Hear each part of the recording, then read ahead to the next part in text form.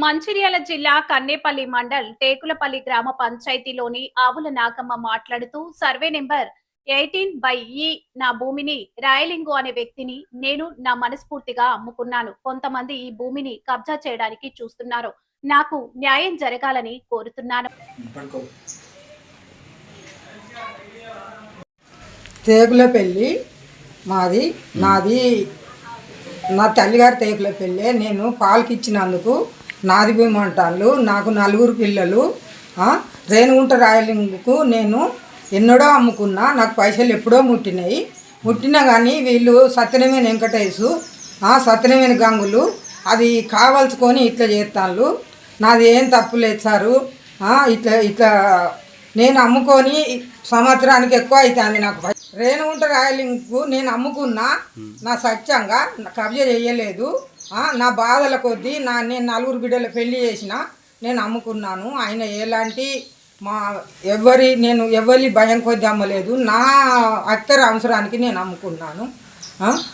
ఇవన్నీ వాళ్ళు కట్టుకథలు కడతారు. కట్టుకథలు కట్టి ఇట్లా ఈ రేణుగుంట రాయలింగు నాయనటైనని ఇట్లా బజారుకు రోడ్డు వెనుక తీస్తాను. వాళ్ళకు న్యాయం అయితే కాదు. భీమిని మండలం ఎవరు లేరు. నేను వాళ్ళు ఇల్లు ఒక్కడి ఉండేపాటిక అయ్యా నాకు గిట్ల బిడ్డల పెళ్ళి ఇళ్ళకి వచ్చిండు, నాకు పైసలు లేవు అంటే నాకు పైసలు నేను పొలం అమ్మక ముందే నాకు పైసలు ఇచ్చిండు. పొలం కుదబెట్టి కూడా కుదబెడతానని అంటేనే నాకు పైసలు ఇచ్చిండు.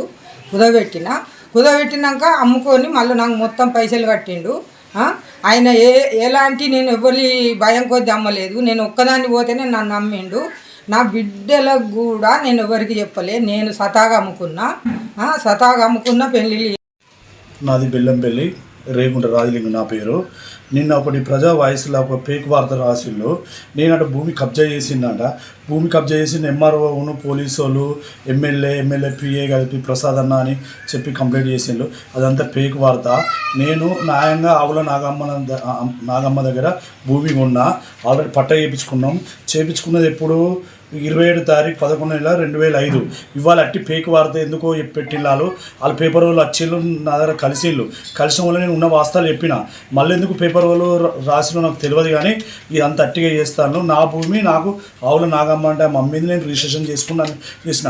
ఇలా అట్టిగానే నేను రాజకీయంగా ఉంటానని ఎమ్మెల్యే పిఏ ఉన్నాడు ప్రసాద్ అని ఈ ఫేక్ వార్త చెప్తాను. వాస్తవానికి నాకు పాస్బుక్ వచ్చింది, పట్ట అయింది.